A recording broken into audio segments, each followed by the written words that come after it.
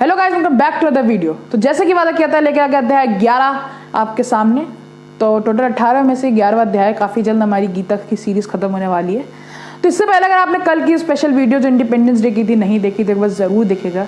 एक भारतीय होने के नाते हर एक भारतीय को वीडियो एक बार ज़रूर देखनी चाहिए, जिसमें पता चलेगा कि हमारे जो स्वतंत्रता सेनानी थे या फ्रीडम फाइटर्स थे, उन्होंने कितनी मेहनत करी थी देश को आज़ादी दिलाने के लिए, लेकिन फिर भी उन्होंने एक ऐसे देश को आज़ादी दिलाने के लिए मेहनत नहीं करी थी। ये जो मैंने बोला, अगर आपको ये समझना है तो उसके लिए आपको कल की वीडियो देखनी पड़ेगी। वो वीडियो आपको ऊपर आई बटन मिल जाएगी। तो चलिए शुरू करते हैं आज की वीडियो को और देखते हैं कि अध्याय 11 में बेसिकली है क्या। इस अध्याय में श्री कृष्ण अपना दिव्य रूप दिखाते हैं अर्जुन को। तो एक बार देखते हैं इस अध्याय में है क्या। So let's get.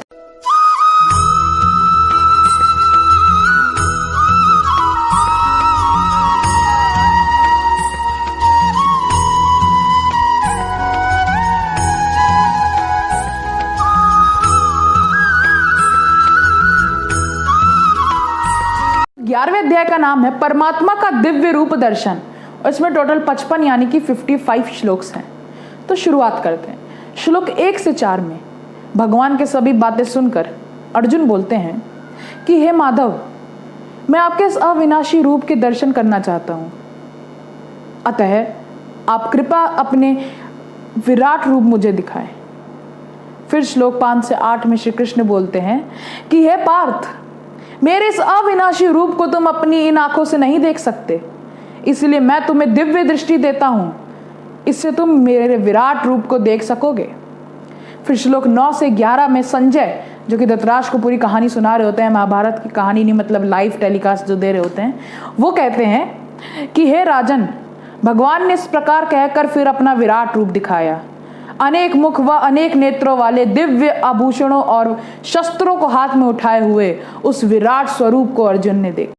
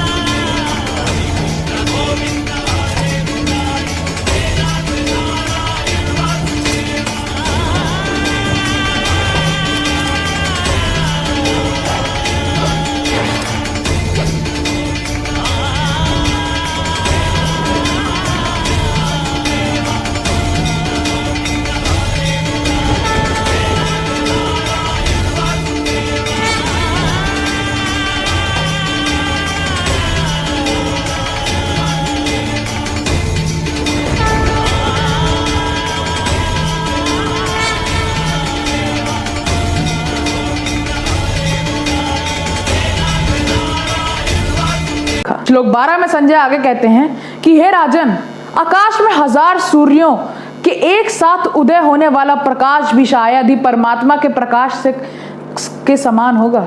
श्लोक 13 से 22 में उस स्वरूप को देखकर अर्जुन बोलते हैं कि हे भगवान, मैं आपके शरीर में संपूर्ण देवों को तथा समस्त प्राणियों को, कमलासन पर बैठे ब्रह्मा को तथा महादेव व संपूर्ण ऋषियों को देखता हूं। आप संसार की हर एक वस्तु को धारण किए हुए हैं।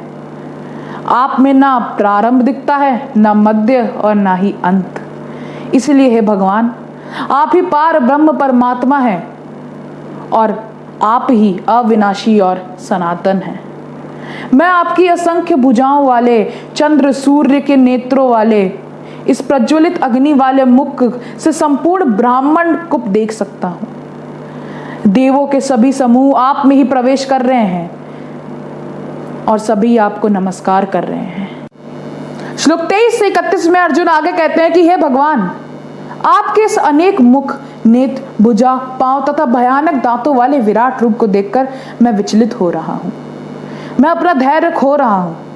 धृतराष्ट्र के सभी पुत्र अपने सहायक राजाओं सहित तथा भीष्म पितामह, गुरु, द्रोण, कर्ण और हमारे सभी योद्धा आपके विकराल मुखों में प्रवेश कर रहे हैं।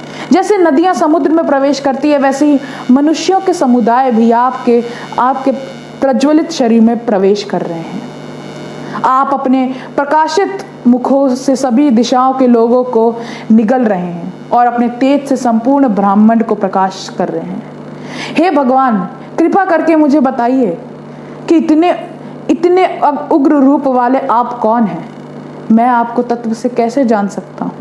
मैं आपकी प्रकृति को नहीं जानता। श्लोक 32 से 34 में श्री कृष्ण जी कहते हैं कि हे अर्जुन, मैं समस्त लोगों का नाश करने वाला महाकाल हूँ। इस समय इन लोगों को नष्ट करने के लिए आया हूँ। इसलिए विपक्ष सेना में खड़े सभी योद्धा लोग तुम्हारे युद्ध ना करने से भी इनका नाश मैं कर दूंगा। इसलिए तुम युद्ध के लिए खड़े हो जाओ और यश को प्राप्त करो। शत्रुओं को जीतकर धन धान्य से संपन्न राज्य को भोगो, और यह सब शूरवीर पहले से ही मारे जा चुके हैं। तुम तो केवल निमित्त मात्र हो। निसंदेह तुम युद्ध करोगे तो जीतोगे ही। तो यहाँ पे श्री कृष्ण जी क्या कहना चाह रहे हैं? तो श्री कृष्ण जी कह रहे हैं कि जिसने जन्म लिया है उसकी मृत्यु तो निश्चित है। तो वो अर्जुन से कह रहे हैं कि तुम युद्ध करो, क्योंकि तुम क्षत्रिय हो, ये तुम्हारा धर्म है कि तुम सही के लिए युद्ध करो, इससे तुम्हें यश की प्राप्ति भी हो। अब इसको एक एग्जाम्पल से समझने की कोशिश करते हैं। जैसे हमको कुछ अवसर मिला, हमको मौका मिला कि हम किसी की मदद कर सके, किसी भूखे को खाना खिला सके, किसी प्यासे को पानी पिला सके, किसी जरूरतमंद के काम आ सके, तो वो हमारे ऊपर है कि हम वो पुण्य लेना चाहते हैं या नहीं, क्योंकि ईश्वर पहले से ही उसका इंतजाम कर चुका है। अगर हम नहीं उसकी मदद करेंगे तो कोई और करके पुण्य कमा लेगा। तो वो हमारे ऊपर है कि हमको पुण्य लेना है या नहीं। ईश्वर ने सबके लिए पूरा इंतजाम कर रखा है। तो 46 तक अर्जुन आगे कहते हैं कि आपके यह समस्त जगत व्यापक है, आप ही पार ब्रह्म परमेश्वर हैं, अतः आपको बारंबार नमस्कार। हे प्रभु, आपकी इस महिमा को ना जानते हुए मैंने कई बार प्रेमवश, मूर्खतावश या हंसी के लिए आपका अनादर किया है। उन सभी अपराधों के लिए मैं क्षमा चाहता हूँ। आप इस जगत के पिता एवं गुरु हैं और प्रत्येक जीव द्वारा पूजनीय हैं। मैं आपके इस विराट रूप को देखकर हर्षित तो हो रहा हूँ, किंतु साथ ही मेरा मन भय से भर जा रहा है। इसलिए आप अपने चतुर्भुज रूप को ही मुझे दिखाएं। श्लोक 47 से 49 में श्री कृष्ण जी बोले, मैंने अपनी योग शक्ति से विराट रूप तुम्हें दिखाया है, जो कि तुम्हारे सिवा दूसरे ने पहले कभी नहीं देखा।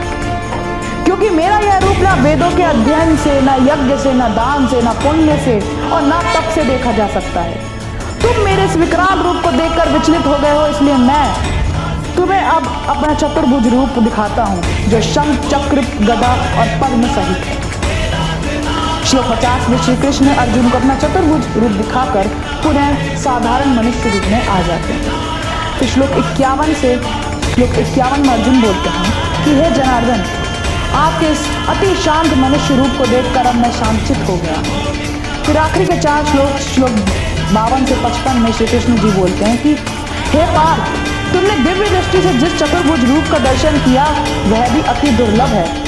यह वेदों से, तप से, ज्ञान से और पूजा से भी नहीं देखा जा सकता, लेकिन मेरी अनन्य भक्ति से यह संभव है। जो मनुष्य मुझे परम आश्रय और परम गति मानकर मेरी प्राप्ति के लिए तत्पर है, ऐसा अनन्य भक्ति वाला मनुष्य निश्चय ही मुझे प्राप्त करता है। और इसी के साथ अध्याय 11 का भी अंत हो जाता है। तो हो कि आपको अध्याय पसंद आया हो, जहाँ पे श्री कृष्ण अपने दिव्य रूप दिखाते हैं और अपना ज्ञान अर्जुन को बताते हैं। तो बस इसी के साथ आज की वीडियो खत्म होती है। वीडियो को लाइक करना, सबके साथ शेयर करना, चैनल को सब्सक्राइब कर दें। तो मिलते हैं अगले संडे अध्याय 12 की समरी के साथ। इससे पहले भी बीच में कोई वीडियो आएगी तो वो भी ज़रूर देखेगा। तो मिलते हैं, तब तक के लिए जय श्री कृष्ण।